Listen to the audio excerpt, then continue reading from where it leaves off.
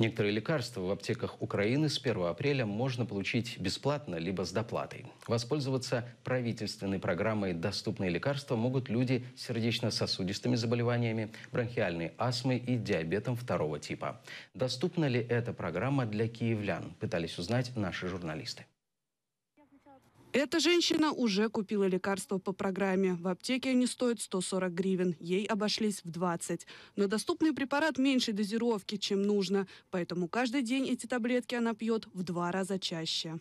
Я в аптеке спросила, вот СР с продленным действием, у них в программу не входит, потому что я так понимаю, что если не продленного действия, нужно по 500.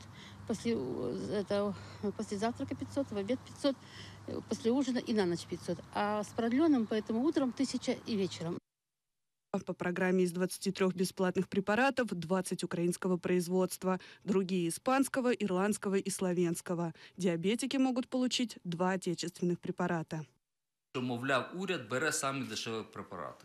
Це неправда, це не відповідає дійсності. Уряд затвердив, вірніше, Міністерство охорони здоров'я затвердив перелік, в першу чергу, ефективных препаратов. Доступные лекарства можно найти в аптеках с такой наклейкой. При себе необходимо иметь рецепт эндокринолога. Программа действует 3 недели и пользуется спросом, говорит врач Ирина Дячук.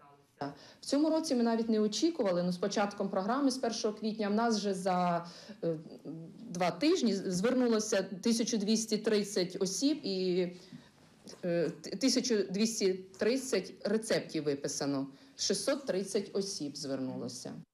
Муж Анны Горобец диабетик, сам не встает с кровати. Аптек, где можно получить лекарства по программе, рядом с домом нет. Прошу або одну подругу, або другу подругу. Прошу, щоб купили і привезли. Отак ми снабжаємося ліками. А що ж робити? Ну, цей місяць виписали вони безкоштовно. Ну, що саме дешеве? Исполняющая обязанности министра здравоохранения сообщила, когда составлялись списки доступных лекарств, руководствовались потребностями больных. Це є 2 МНН, які найбільше користуються люди, які це по міжнародній непатентованій назві. Це є ті ліки, які використовують більше 90% пацієнтів, які мають діабет 2 типу. А вони прописані по МНН, не по торговельних назвах. То по торгових назвах, можливо, там не попали всі, які могли бути. Олегу Косенко врач прописал иностранные лекарства. Мой эндокринолог мне четко сказал, вот это 2 твоих препарата. Никаких украинских не думаю. Светлана Поломарчук, Дарина Иванютенко, Ильдар Исматов, Ильдар Тарахташ, Заман, АТР.